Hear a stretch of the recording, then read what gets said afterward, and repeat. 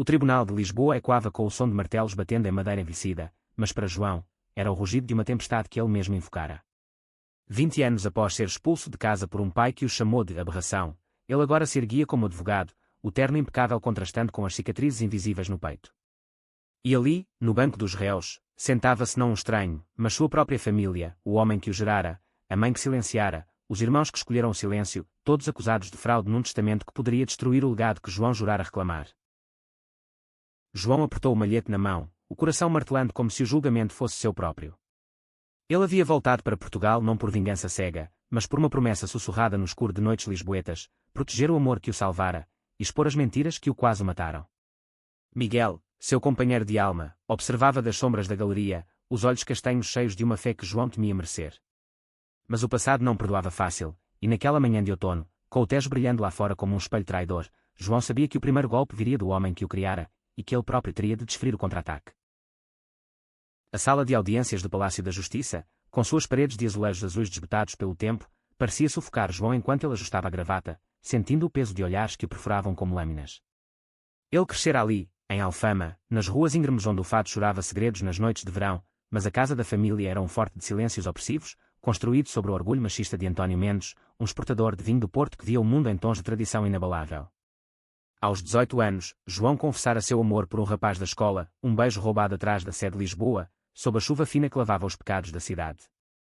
O pai o arrastara para casa como um animal ferido, os punhos cerrados não para bater, mas para renegar: tu não és meu filho. Sai desta casa, demónio que envergonha o sangue dos Mendes. A mãe, Isabel, chorara em silêncio, os irmãos mais novos, Carlos e Sofia, observavam boquiabertos, sem uma palavra de defesa. João partira com uma mochila e o coração em farrapos, jurando nunca voltar. Mas o destino, caprichoso como o vento do Atlântico, tecera fios invisíveis para trazê-lo de volta. Anos em Coimbra, estudando direito na universidade onde as luzes das bibliotecas antigas iluminavam noites de dúvida, haviam forjado nele uma armadura de lógica e justiça. Ele se tornara advogado em Lisboa, defendendo causas perdidas, imigrantes sem voz, amantes proibidos em divórcios amargos. Foi numa galeria de arte em Chiado, entre telas que capturavam a melancolia portuguesa, que encontrara Miguel. O artista, com mãos manchadas de tinta e um sorriso que derretia o inverno, pintava retratos de casais que o mundo ignorava. A tua dor é cor, dissera Miguel na primeira noite, traçando com o dedo uma cicatriz invisível no braço de João. O amor florescera devagar, como as flores de jasmim nas varandas de Alfama, cheio de sussurros e toques que curavam feridas antigas. Miguel o ensinara a rir de novo, a dançar fado sem as correntes do passado. Mas então veio a notícia: o pai morrera, deixando um testamento que deserdava não só João, mas transferia tudo para uma fundação familiar controlada pelos irmãos, uma manobra para encobrir dívidas e fraudes que Isabel, agora viúva frágil, descobrira tarde demais. João aceitara o caso não por ganância, mas por ela, a mãe que, em cartas envelhecidas, pedia perdão em linhas trêmulas. Eu falhei contigo, meu filho. Volta, por favor. E por Miguel, que via na reconciliação uma ponte para o futuro que sonhavam, uma casa em Sintra, com jardim para as pinturas de Miguel e livros para as causas de João. Mas ao preparar os papéis, João desenterrara mais do que fraudes, cartas antigas, escondidas no sótão da casa familiar, revelando que o pai soubera do amor de João não por acaso, mas por uma traição de Carlos, o irmão ambicioso que invejara sua liberdade. A raiva borbulhava, mas João a contivera, transformando-a em estratégia. Agora, no tribunal, o juiz, um homem idoso com olhos cansados de ver famílias se desfazerem, chamava a sessão. Dr. Mendes, proceda com a acusação. As palavras saíram firmes, como o sino da Basílica dos Mártires e quando ao amanhecer.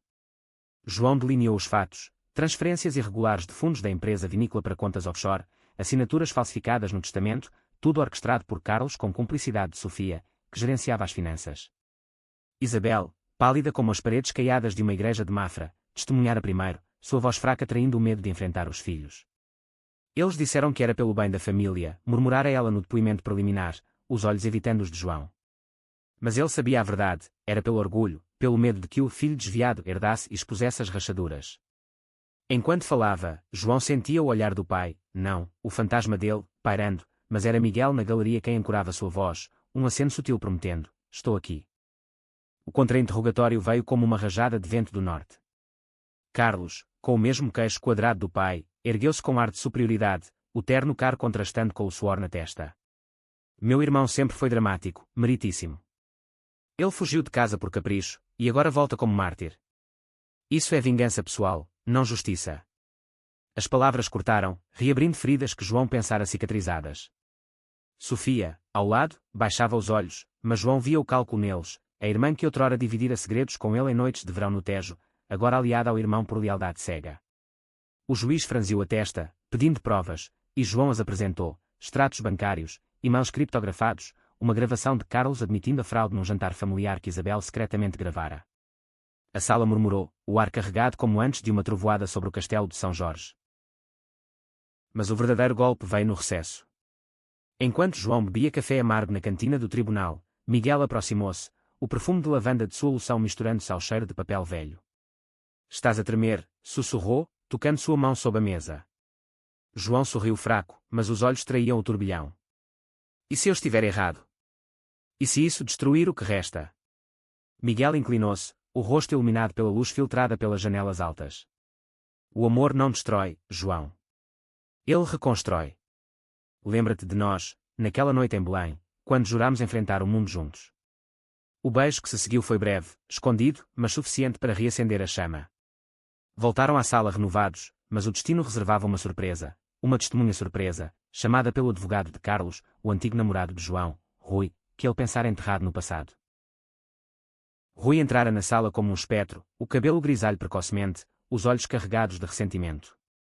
Eu sei quem João realmente é, declarara, voz rouca como o fado de Amália Rodrigues.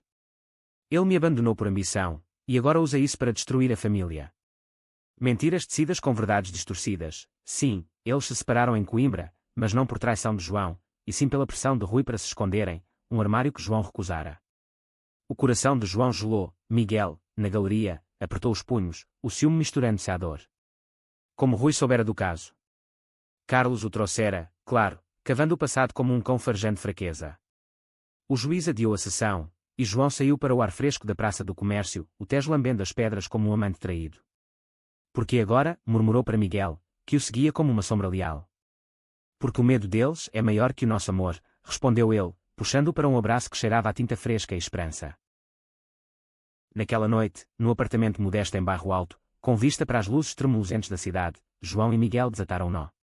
Sentados no chão, rodeados de livros de direito e telas inacabadas, João confessou as inseguranças que Rui evocara, o medo de não ser suficiente, de o amor ser só uma ilusão frágil contra o mundo. Miguel, com paciência de artista, pegou um pincel e traçou no braço de João um coração simples, tinta vermelha escorrendo como sangue vivo. Cada traço é uma história, amor. A nossa não acaba aqui. Falaram até o amanhecer, relembrando o primeiro encontro, Miguel expondo uma tela de dois homens dançando sob as estrelas de Óbidos, João parando para admirar, sentindo pela primeira vez que sua alma era vista. O amor deles era assim, não fogos de artifício, mas uma fogueira constante, aquecendo invernos de rejeição. Mas o passado não descansava. No dia seguinte, uma carta chegou, de Isabel, pedindo um encontro privado antes do julgamento prosseguir. João hesitou, mas Miguel insistiu, vai. O perdão começa num passo. Encontraram-se num café em Alfama, o ar perfumado de pastéis de nata e sardinhas grelhadas. A mãe, envelhecida como o vinho que o pai exportava, estendeu a mão trêmula.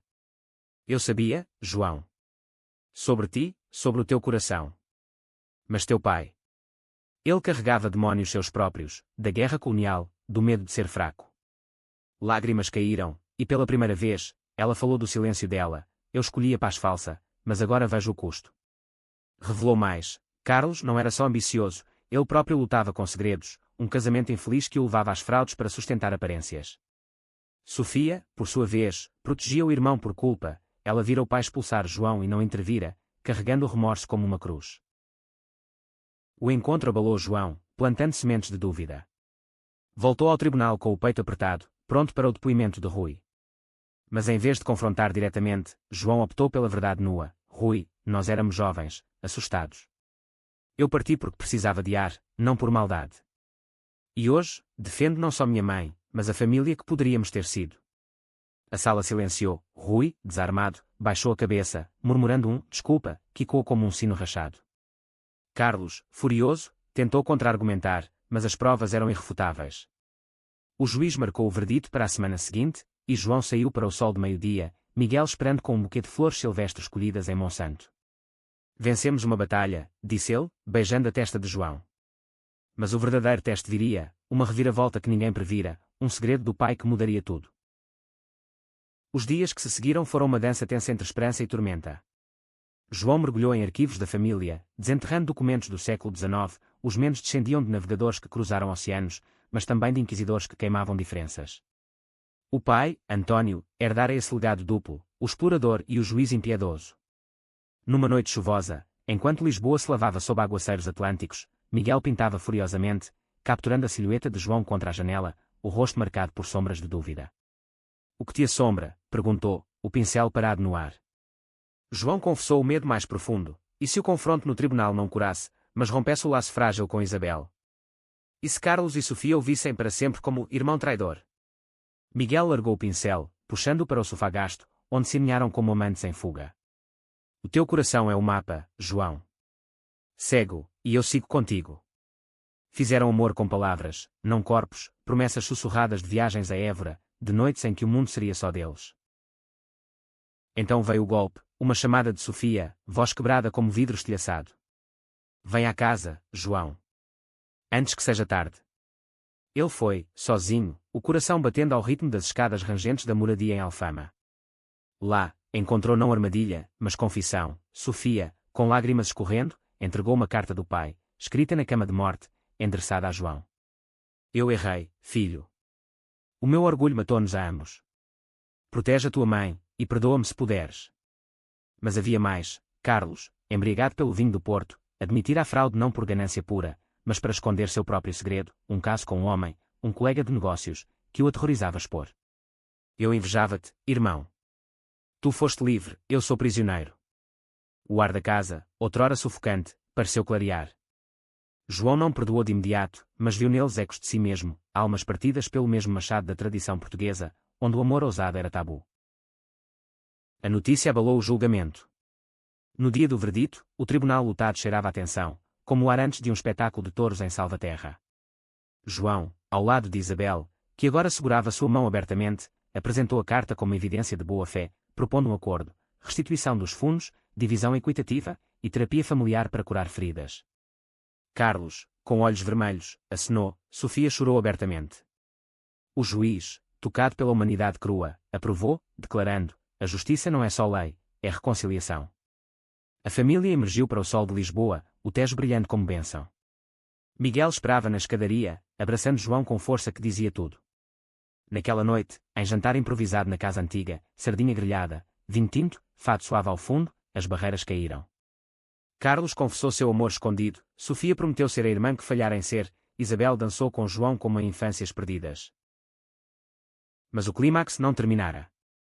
Semanas depois, numa reviravolta que o destino reservara como joia final, Miguel revelou sua própria surpresa. Uma tela gigante, o regresso, exposta numa galeria de Belém, retratando a família Mendes não como fragmentos, mas como tapeçaria tecida de dores e amores. A abertura foi um triunfo, com a imprensa portuguesa celebrando a história da redenção. João, discursando, olhou para Miguel: "Tu me salvaste, amor. Não do passado, mas para o futuro." O beijo que trocaram, sob aplausos, foi o selo, um amor que vencera rejeições, tribunais e silêncios, florescendo como as oliveiras eternas de Portugal.